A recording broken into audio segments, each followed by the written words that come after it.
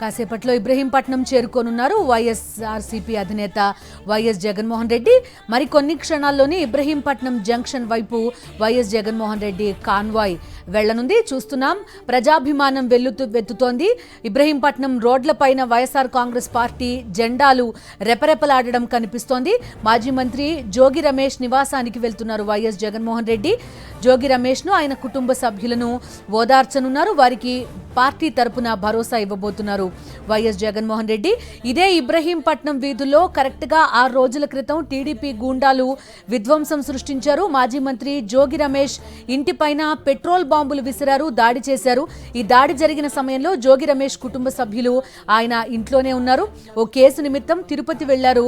ఆ సమయంలో మాజీ మంత్రి జోగి రమేష్ ఆ సమయంలో ఆయన నివాసం దగ్గర విధ్వంసం సృష్టించారు టీడీపీ గూండాలు. అదే దానికి ముందు రోజు కరెక్ట్ గా మాజీ మంత్రి అంబటి రాంబాబు నివాసం పైన దాడి చేశారు. ఆయన పైన, ఆయన కుటుంబ సభ్యులపైన హత్యాయత్నానికి ప్రయత్నించారు. రాష్ట్రంలో ప్రస్తుతం ఆటవిక రాజ్యం నడుస్తోంది, జంగిల్ రాజ్ నడుస్తోంది అంటూ ఆగ్రహం వ్యక్తమవుతోంది. ఈ నేపథ్యంలో దానికి నిదర్శనంగా కనిపిస్తోంది ప్రస్తుతం వైఎస్ జగన్మోహన్ రెడ్డికి వస్తున్న మద్దతు. పెద్ద ఎత్తున జనమంతా ఏకమై వైఎస్ జగన్మోహన్ రెడ్డికి మద్దతు తెలపడం మనం చూస్తున్నాం. ర్యాలీగా వచ్చి ఆయనతో పాటు ఇబ్రహీంపట్నం వెళ్తున్నారు జనమంతా కూడా. మరి కాసేపట్లోనే ఇబ్రహీంపట్నం చేరుకుంటారు వైఎస్ జగన్మోహన్ రెడ్డి. అక్రమ కేసులు, హత్యాయత్నాలు, దాడులతో భయపెట్టే ప్రయత్నం చేస్తున్నారు. అయితే మేమెక్కడా బెదరం, మీతోనే మేముంటామంటూ కూడా నాయకుల దగ్గర నుంచి కార్యకర్తల వరకు సాధారణ ప్రజలంతా కూడా వైఎస్ జగన్ కు మద్దతు తెలియజేయడం ప్రస్తుతం మనం చూస్తున్నాం. ఆయన కాన్వాయ్ కాసేపట్లోనే ఇబ్రహీంపట్నం జంక్షన్ కి చేరుకోనుంది. ఉదయం తాడేపల్లి వైఎస్ జగన్మోహన్ రెడ్డి నివాసం నుంచి కూడా ఇదే జన సందోహం కనిపించింది. ఈవెన్ రూట్ మార్చారు. అదేవిధంగా ఇబ్రహీంపట్నం వెళ్లే దారులన్నీ కూడా దిగ్బంధనం చేసిన పరిస్థితి. ఎటువంటి ర్యాలీలు నిర్వహించొద్దంటూ చాలా మందికి నోటీసులు ఇచ్చారు. వైఎస్ఆర్సీపీ ఎన్టీఆర్ జిల్లా అధ్యక్షుడు దేవినేని అవినాష్ తో పాటు మాజీ మంత్రులు వెల్లంపల్లి శ్రీనివాస్, అదేవిధంగా మాజీ ఎమ్మెల్యే మల్లాది విష్ణుకి నోటీసులు ఇచ్చారు.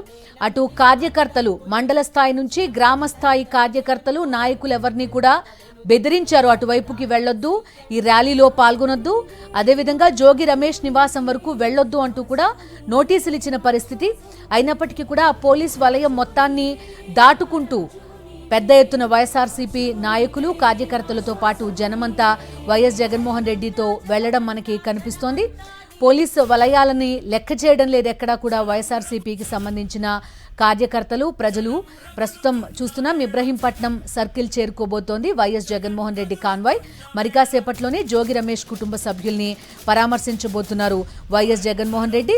జోగి రమేష్ ని అక్రమంగా మద్యం అక్రమ కేసు ఆయన పైకి మళ్లించి 83 రోజుల పాటు జైల్లో పెట్టారు.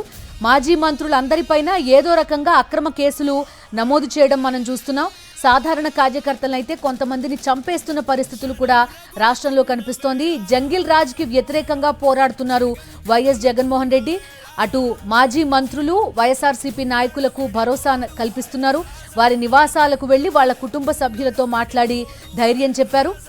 అంబటి రాంబాబు నివాసానికి వెళ్లారు మొన్న వైఎస్ జగన్మోహన్ రెడ్డి. ఈరోజు మాజీ మంత్రి జోగి రమేష్ నివాసానికి వెళ్లడం కూడా మనం చూస్తున్నాం.